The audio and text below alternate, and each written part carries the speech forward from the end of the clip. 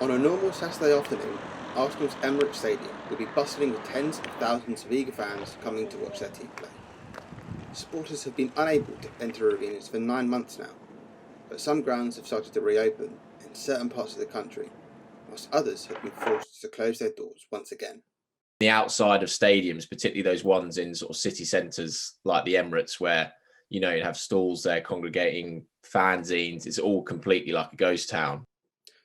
Clubs have been taking serious measures to allow fans and press into their grounds, with rigorous COVID testing measures before anyone can enter stadium, and a whole different matchday experience is therefore inevitable. And when you get inside, obviously you've got the the clinical aspect of having your temperature taken, you're wearing a face mask. I mean, they've done a thorough job with it. I think most football clubs, and they to the extent where they sort of limit the number of press that can be in there. So if everyone can't be socially distanced, they'll have to turn people away when they apply for accreditation.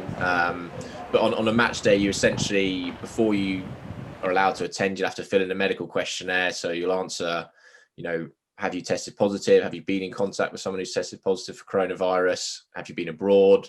As long as you pass all those questions correctly, you then arrive on the match day, you'll get your temperature taken, you'll have a security search done, socially distanced. Measures have been eased across the country, and fans in certain areas have been back allowed into grounds, whilst others still are barred from entering their favourite sporting arena, creating some disparity and potential for unfair advantages for teams based on where they play their football. I think we're now starting to see, when we've had the little pockets of 2000s, the difference actually having your fans there. I mean, if you compared the Manchester derby, which was one of the worst games this season, it was so flat.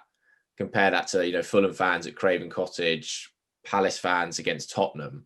I think we are actually seeing teams getting a lift from fans, and I think that's come over time as the players have perhaps got a bit worn out by playing in front of empty stadiums. When the fans have come back now, we've started to see the benefits. So I think we'll see the real benefit of the fans when the stadiums are full. You'll see the difference. But at the start, we didn't see it. But now I think we're seeing the benefit of having fans. I think the fans are they're that extra player that you have, not entirely on the pitch, but they have that presence.